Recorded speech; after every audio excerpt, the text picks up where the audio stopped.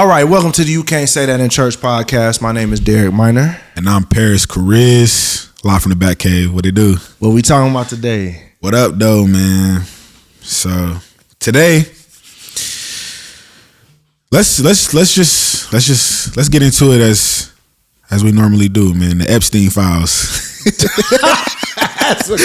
Bro, that's the craziest segue. Yeah. We're going to do it like that. We going in? We're going to do it like that. Right. And I'm going to say it like this. I want to talk about the Epstein files, not from a gossip standpoint or not from a, let's beat a dead horse. Yeah. But let's talk about it from the aspect of being an artist, for me at least, being an artist and the want for fame, the desire for fame. And when you hear stories about how dark it is, when you hear stories about how manipulative it is, and you always hear the bad contract stories from the 50s, 30s, 60s, 80s to the 2020s, we still hearing those same stories. Why is that? The desire for fame comes with a cost. And I think the Epstein files are a direct correlation to that, and why us as believers, we shouldn't desire that. Why God tells us to fight our flesh, Right. because it leaves the door open to get manipulated, to be what is it that we were saying off camera, sexually blackmailed. Yeah. I think I would say having a desire for recognition isn't wrong. Okay. It's not a thing that is particularly wrong. Okay. But it's not a thing to be particularly chased. Does that make sense? Like, no. I could say I want to create really, really good music. My desire for the world to hear that really, really good music is not the problem. Okay. The problem is, what am I willing to exchange for people to hear that? And not only what am I willing to exchange for people to hear, I'll put it this way, what you're willing to exchange really determines more about you and where you need to work on. So if I'm willing to say, you know what, I'll give away my sexuality in order to be more popular, then what that shows is that you have a lower value of yourself and you want popularity because you want someone to validate you. Because there should be a level of where you're saying, this is too expensive for people to hear my music or for me to be in movies and things like that. Right. I think that's what Dave Chappelle was talking about when he said people thought he was crazy for leaving the show and going to Africa. Yeah.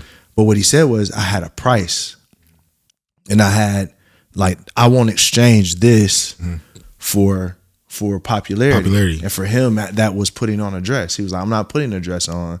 Yeah. And if I will walk away from the show, if I have to do that. And I think that's what we would call morals. Yeah. So your guiding light, that's your morals.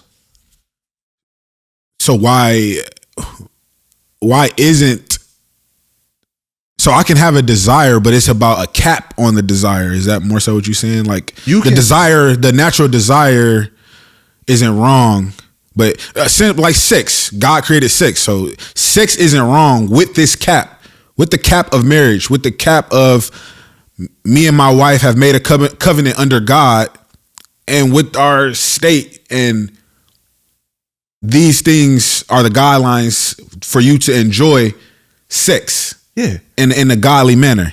So the desire to want to be popular isn't wrong, but it's about the cap in which. So I'm not saying the desire to be popular is right or wrong. Okay. I'm saying that my desire for someone to experience the thing I created, as many people as possible, that's not wrong. Okay. Because if I'm like, man, I made a song that will make everybody smile, and if I want to make as many people smile as possible, that's not a wrong desire. Nah, I'm with you. But what you're willing to exchange determines really what your why is. So if you're like, man, I made a song to make everybody smile, and I'm willing to exchange all my humanity to make that happen, then it's like you see yourself as way lower than you should. We have to work on your mentality to help build you up. And that's why when you would read those Epstein files, what make them so predatory, or when I watched a documentary from 4 or 5 years ago, you notice that there's a very specific type of person that they preyed on. No, absolutely. And West Palm, he would go over to West Palm, and that's where the trailer parks are at. Yeah. That's where they're low income housing. Young ladies who don't have fathers, don't have mothers, families. Some have ran away. Yep. So they're the people that society, because our society is so superficial, they're going to look and think billionaire good, poor person bad. Right.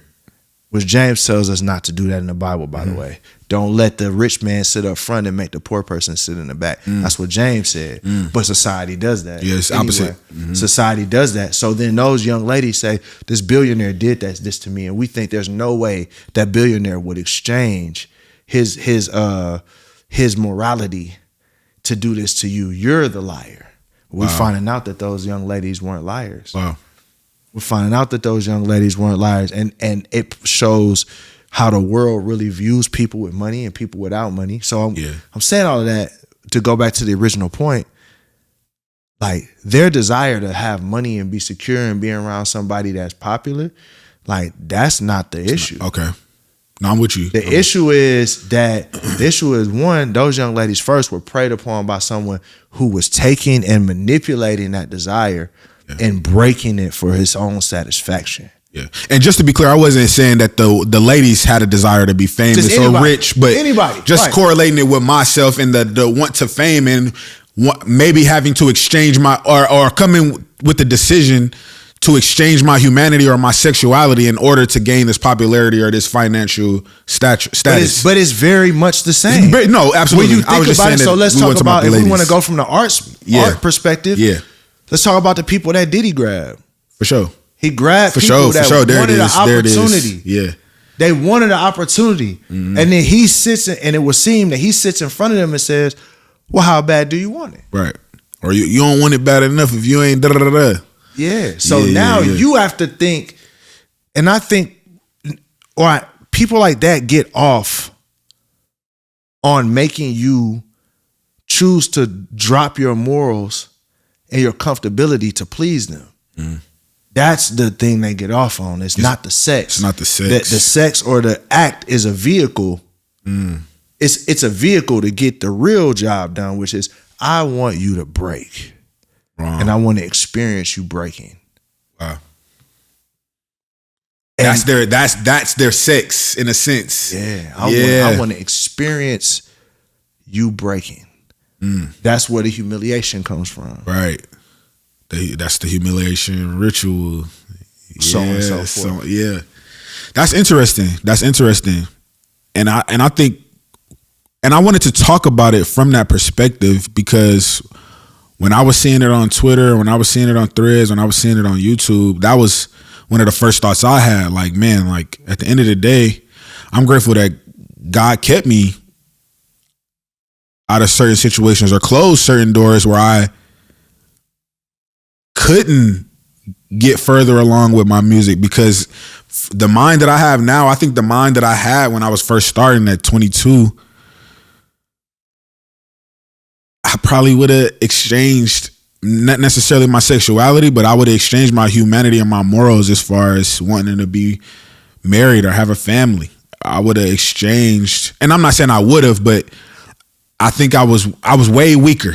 Yeah. I was way weaker in my faith, my stance, how I was swayed or where I was swayed to. And it made me think about that. Like, I was just self-reflecting, like, just being grateful and thankful, because that stuff is, as much as people bring up conspiracy theories, I'm a firm believer where there's smoke, there's fire. Man. You know what I'm saying? Where there's smoke, there's fire. I know about people even in, we look at Michael Tate. I toured with Mike. And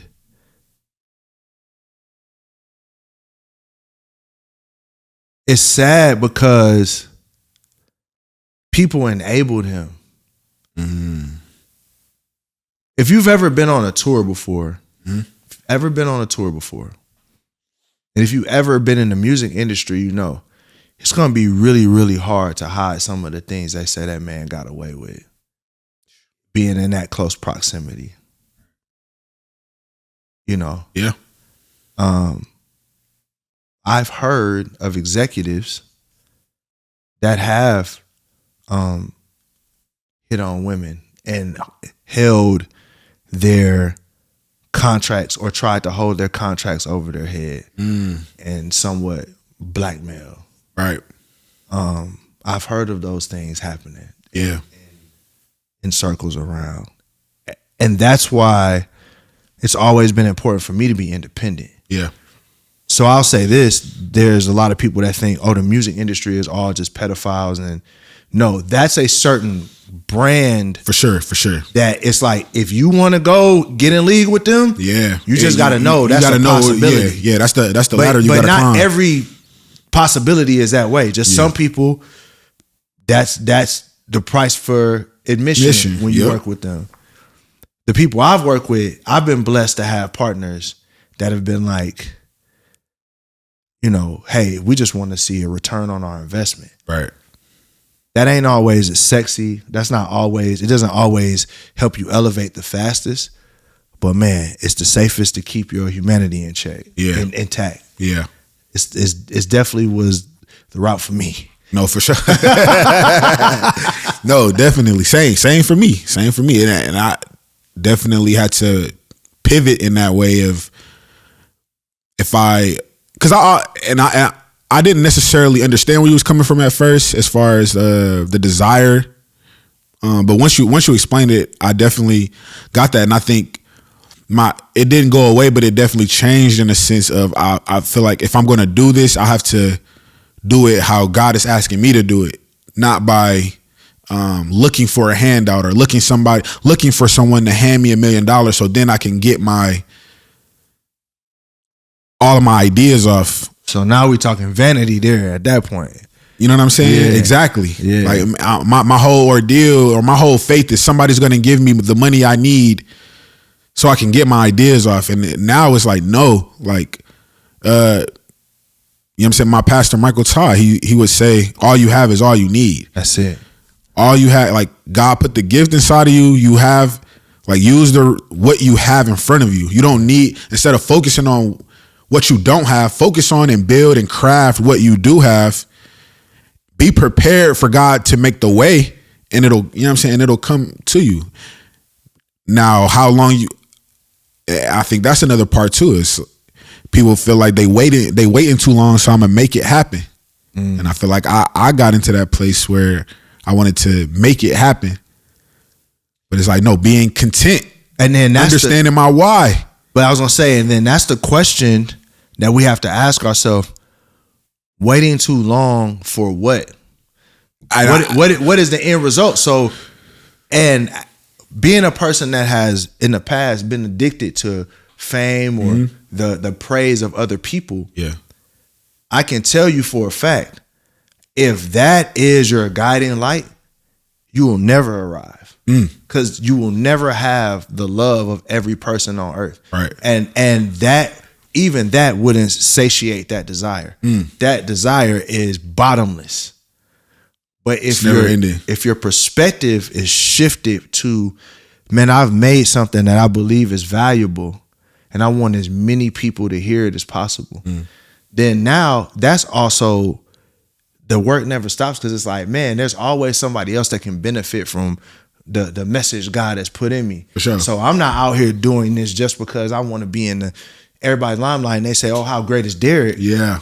Nah, it's like, I have something that I feel like is valuable and it'll change your life, and I want you to hear it. And I want you to hear it. Now I could give you that with a smile because I'm giving you something of value. Yeah. It's a gift. Yeah. That's what I'm doing, is giving you a gift. Yeah. But see, when your perspective is, I want to take. I want everything for me. Well, then the consequences are often that something is taken from you in exchange. That's deep. No, that's deep. Yeah. I have most certainly become more content in knowing that my bad. I have certainly become more content with knowing that my gift is for others, not for myself. Right. That's one thing that I learned from being around you more, is that I thought that my gift was for me to sustain me. Yeah. My gift is for me to make sure that my family, and not that it's not, but that's all that I thought it was for. Mm-hmm. You know what I'm saying? But I always bore my soul in my music.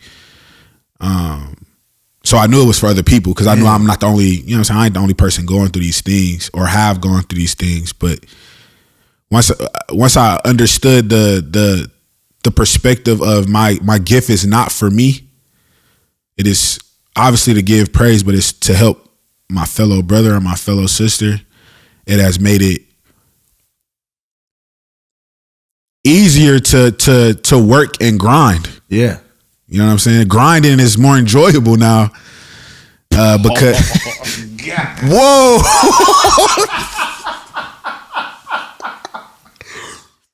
Pause. I couldn't let it slide, bro. Pause. When you said it the first time, I was gonna just let it slide. You said it again, bro. Pause. Forgive me, Derek. I'm tripping. I'm tripping. Back. But I'm done acting like a 12-year-old. Nah. That was a good one, because I ain't even peep. I ain't even realize I said that. I ain't even peep that. Nah, that's crazy.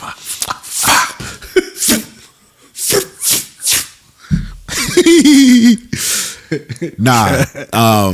But yes, the late night, early morning, you know what I'm saying? Let's do 10 mixes. Yeah. It becomes more enjoyable because I understand my why and I understand my purpose, and to go all the way back full circle, it made it more clear that I'm not meant to be worshipped, or the chase for money and the chase for fame and vanity and popularity. It's not what it's all cracked up to be. And it's empty. It's lonely. And it's empty because your only existence is built for your glory. Yeah. So if your only existence is built for your glory, that's going to be lonely. Because one, the only people you're going to surround yourself around is people that stroke your ego. That's it. Yeah. And that's lonely, because no one's soul deeply craves that. Everyone's soul at the end of the day, I believe, deeply craves love, deeply craves belonging. That's what they actually crave. And sometimes love, acceptance, and fulfillment. Sometimes we want to get that from unauthorized ways instead of coming directly to the source. To the source. God. Like, God can give you all of those things. Amen. And then by following his commandments and by aligning yourself with people that are fulfilled in God, now you can be in a safe place. I don't want anything from you. I want to bless you, as a matter of fact, as a friend. Like, now you're around people that want to consistently bless you. That's why for me, like, I can't turn my back on God. Like, I don't care how crazy it get, because at the end of the day, that's where my joy lies. It's like God is constantly giving. He's giving us life, salvation, giving us daily bread, giving us the opportunity to experience the world, experience life. So it's like, I'm gonna bet on him every time, every single time. I'm not gonna bet on trying to get fame. And anything I've only seen fame take from people. Like, I've seen it give a lot, but I've only see it end up taking from people. In the majority context, yes. Yeah. And majority of times, it's taken. When that's what your desire is. No. People yes, that absolutely. Living that's what we whole talking about. Lives, and rich people that are living whole lives. Yeah. But you begin to see the stories where there's something that's broken, and you like, oh, it's because that fame actually wound up being something it wound up being something to torture that person more than it was a blessing to them. And maybe it's because how they acquired the fame. Yeah. What they did to get it. They reap what they sowed. Yeah, you reap what you sow. Because Epstein thought he got away, and at the end of the day, his life ended tragic, and his legacy will forever be stained. Mm-hmm. It'll never not be stained. Right. Cosby, it'll never not be stained. R. Kelly, Diddy was a guy that was getting lifetime achievement awards like a year and a half. Yeah. And when you go watch his whole documentary, it was all about the fact that he wanted to be loved by people. He wasn't good enough being a great producer. It wasn't good enough for him to help prop up these acts and these bands. He wanted to be the one to get the glory. Yeah. And at the end of the day, no matter what happens from here to the rest of his life, he will always be remembered for he'll be a meme and a mockery. And it was like, because the way it seemed that you got fame by stepping on everybody else, now you're reaping the harvest of that. Right. You planted little seeds along the way, and now the seeds have bloomed, and now you'll be a proverb. Right. You'll be a meme and a proverb. Yeah. And the Bible is true. When the Bible says, starts the scripture saying God will not be mocked. So that means that whatever comes after this, if it doesn't come true, God is a mockery. God will not be mocked. Whatsoever a man soweth, that shall he reap. So if that's not true, then whatever comes, if that's not true, then God is being mocked. He's saying that I believe in this principle so much that if it don't come to true, I'm willing to bet my whole, like, you could take me serious based off these next phrases. You ain't gonna mock me. You gonna reap what you sow. Right. You can't say that in church. Episode 6. Live from the Batcave, man. This is a real one. Y'all be blessed.